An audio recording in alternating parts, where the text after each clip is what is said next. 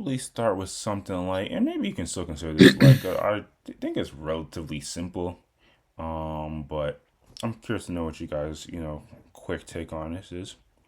So, I, it's a bit, it's a bit one of those question mark ones, but I'll still say salute to Fousey. I think most people know Fousey for being one of those OG YouTube content creators.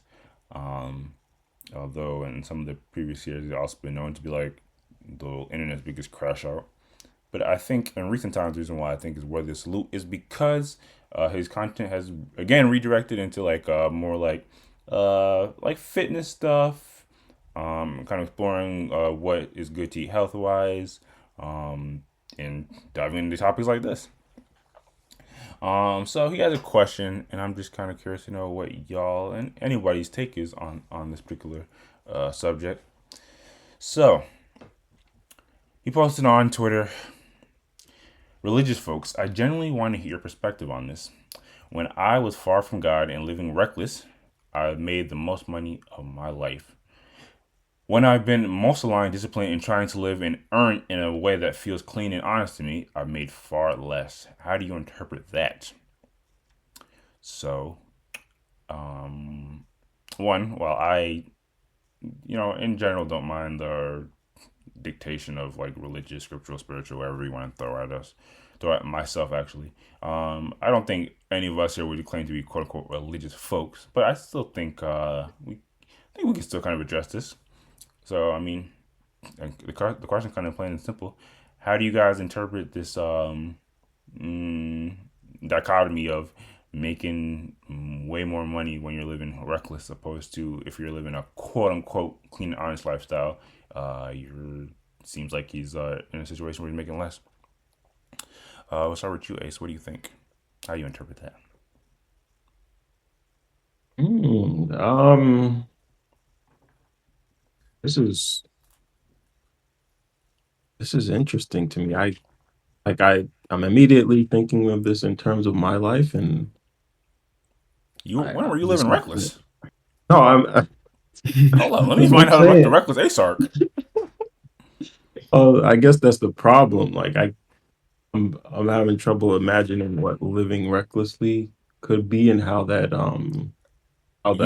You know the answer. I don't want to say it, but you know one of the activities you kind of enjoy that you could do if you really wanted to get into it and live that life. You know, come on, you know, Wait, what are you what are you talking about? he knows. Quest is talking about gambling. Quest is talking about gambling. Oh Like, my god, that does not count. Ace is I mean, absolutely yeah. not like if anything, I'm the worst offender in game when it comes to him. Like I'm not. absolutely I'm not. not. I'm not saying he is, but I'm pretty sure you've been adjacent to some people that live that fast gambling life. Bro, Okay, you when know, I I get nah. what you're saying, but I'm just no, saying this to get. get I'm just saying this to give an example. yeah, yeah, yeah. So getting back to the topic, I guess just like from a philosophical standpoint, I guess it is interesting to think that it it can be easier to make money if you're willing to um like sacrifice moral terms. Um I don't know if I have anything interesting to say about why that is because maybe the reasoning is kind of it's so obvious and like ubiquitously understood that it's I don't know beyond anything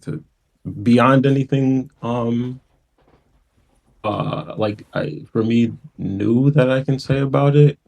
Um but like from a biblical standpoint it is kind of established that um like the love and desire of money and riches is what takes you away or can easily take you away from like quote unquote laying up your treasures in heaven. Like That's the facts. focus on that take you away from that.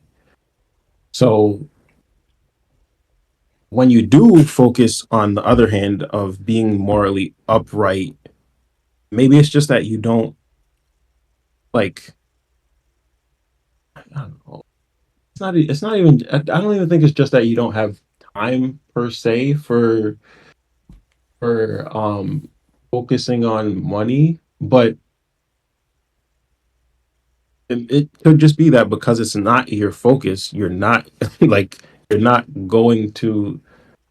It's unlikely or much become much more unlikely that you're going to um become as like financially successful, and it's almost like it shouldn't be your focus because you don't want it to take you away from that goal. So I don't know. Like I'm just kind of rambling. I don't feel like I have anything profound to say about this.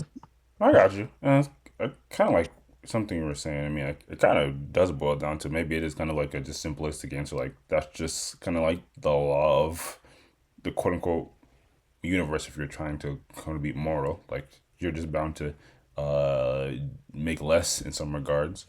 Um, it's interesting. I'm trying to like think about this conversation also in terms of like, is there any level of,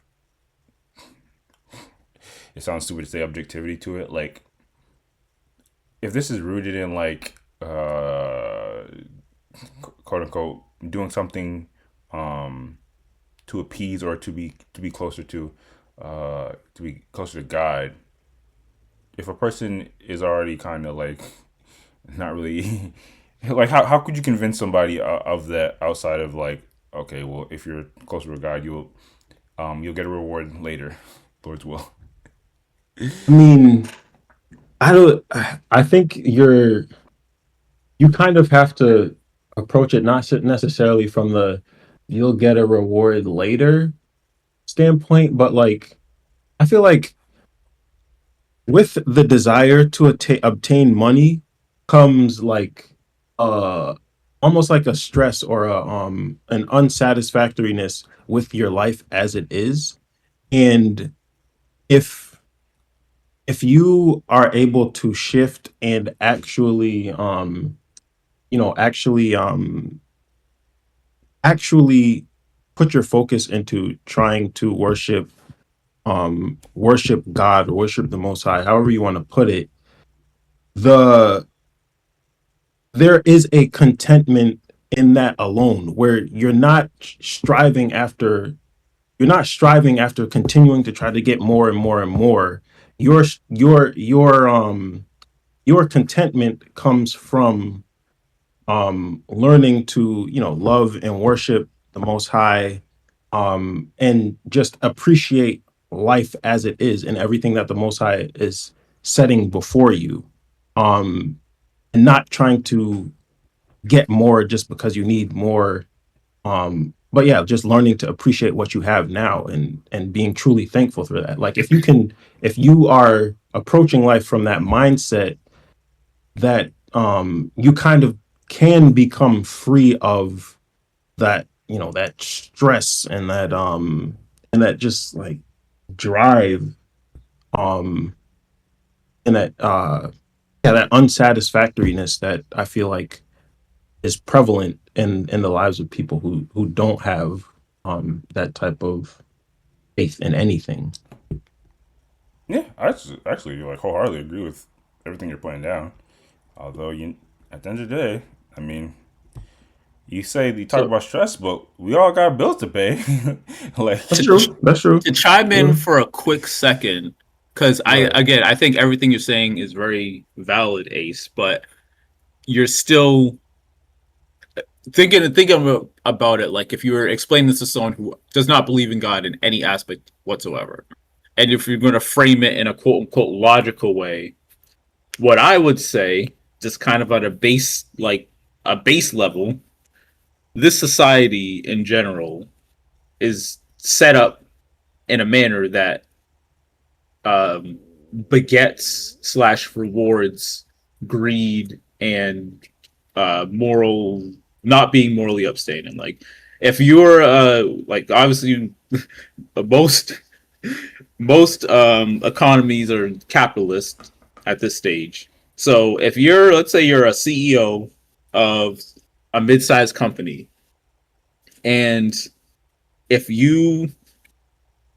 want to really succeed, you really want to get ahead, what you would do and what CEOs of companies have done is you kind of underpay your employees relative to the work that they're providing. You you're exploitative as possible, so you take shortcuts, you forego the quality of whatever product you're putting out there just so you can make extra money, even if it ends up compromising, like if it's a safety product or something, someone's using it in some manner that could negatively affect their health or their well-being. You don't care. You just, your bottom line is how much money can you make. That kind of snowballs into, oh wow, I'm a billionaire now because I don't have any of the moral compunctions that someone else in a similar situation might have. Like, let's say on the opposite side, you have a CEO who does right by his employees. He's giving them extra vacation time. He's never trying to be exploitative. He's always like pricing things in a manner that people that are less well off can afford. They're never really going to see the success that the other CEO did, and there are some exceptions there. But I think fundamentally, like just the way the society is set up, selfishness is rewarded, and selfishness can in turn mean living reckless, living self-centered. But when he said that he's aligned, disciplined, and trying to live a way that feels clean and honest to him, that is not always the optimal way to just straight up make money. I think that's what I would say from a purely societal standpoint, as far as like how you make the most money. I think that's what it kind of boils down to if you're going to explain it to someone that way. That makes sense. Yeah, and obviously, I bring that up and to because we largely try to like look at it from a perspective that most people can get on board. But I think that maybe this question or this topic does kind of center around people that are working on a faith based lifestyle. So it maybe it's not necessary, but I do still like the way you would approach your ghost. Um, yeah, I guess before we move on, do you have any other thoughts on the question, ghost? I mean, you kind of went through the notions, but do you have any other thoughts on how you interpret this dichotomy between the living reckless and earning more opposed to living quote unquote honest and making less? Yeah, I mean, Ace kind of covered a lot of the stuff from a religious standpoint, and I went the other route. But to tie back into the religious biblical aspect of this, you could ask, why is our society set up so that if you are selfish or you're self-centered or you're almost evil, you're more likely to succeed? Because it could easily not be this way. And then you could kind of turn to say, from a biblical standpoint, like it's pretty much explicitly stated in the Bible, like this world is not the world of the Most High. This is the world of Satan. And by extension, if you succeed or you do well in this world and you forego having any positive moral standings to succeed or to sin or do whatever you want, essentially, without any concern with what comes after, you're welcome to do that.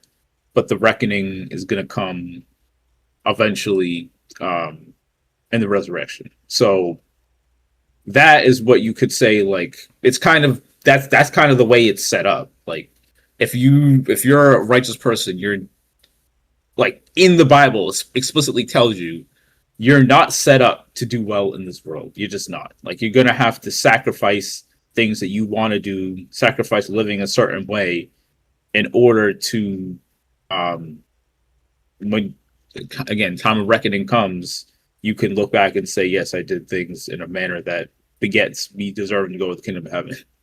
And then the only one that knows if you really deserve it is God. But from a religious standpoint, like the Bible tells you, like, you're gonna have to give up a lot of stuff if you want to follow him in the appropriate manner. Yeah, agreed.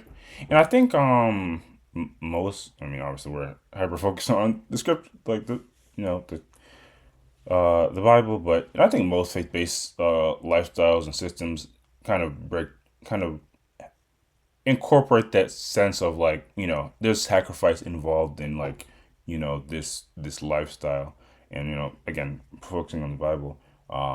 That's why there's even examples of like quote unquote brothers and sisters that were living according to what the Most High wanted, and for better or for worse, in some cases like suffered because of it. Obviously, Christ being the most notable figure, but prophets, just many folks that walked with the Most High didn't necessarily have the easiest life, in which they could have had easy life. The examples were like literally like people of other nations and rulers were like, okay, if you side with us, if you side with me, you'll get the reward. So I think that's also one thing that might be helpful if you someone is dealing with this type of question, like kind of understanding that there are examples of the scriptures that kind of even tackle this. And again, you broke it down, go. So yeah, I think well, this is a whole like preacher's sermon topic, regarding this back and forth. I think bottom line is you're really gonna have to, if you do want to live that life where you're closer to the Most High, you do gotta be willing to part with some things. You do gotta be willing to understand that there's a greater reward that can come down the line, and you know, the kind of simplistic terminology is like all money ain't good money, stuff like that. Again, Yeah, it's not real the. Oh, I was gonna say it's not the easiest thing to hear when you got bills due, but hey, man, it is what it is. Sorry, I cut you off. What were you saying, Ace? I was just gonna say real quick, since you touched on like the fact that it's not just the Bible or Christianity that like arrives at this conclusion. I've already I've mentioned that I've been exploring like more Buddhist philosophy as well, and it does arrive at a very similar conclusion in a different, like a bit of a different way, where it's like what I said basically. There can be, I think most people feel an inherent discontentment with their lot in life. Even when things are going well, there's like always a stress of, "Oh, I need to be doing X, Y to Z, Y and Z to get to this place and to be doing better." Yeah, And like from a Buddhist standpoint, it's more so that pulling continual back chase. and realizing how how perfect life can be when you stop like focusing on trying to continue to get more and more and more, and just pull back and appreciate exactly what is in front of you. And that's where like the meditative practices come from, where you have no external like factors to distract you from literally each passing moment, and being able to find the appreciation just in like living and life itself, and the beauty in like nature and creation, which it you can see parallels with the Bible, where like um you see the beauty, you see the awe of the Most High through like the creation and things like that. Is kind of similar in that way. So Yeah, yeah, just to piggyback on that point. yeah, that's another perspective I think fully bleeds into this. Give like a all sides understanding of this that conversation regarding like desire and what life can be like when you kind of pull back from continue wanting more. But yeah, again, salute to Fousey. I think definitely a conversation that sparks a lot of ideas and definitely can. I think we all, as humans, kind of fall into this question at some point. Obviously, on way less grander scales, but definitely something that's worth thinking about, digesting, and understanding. But if there's nothing else, sorry, we can move on to the next topic.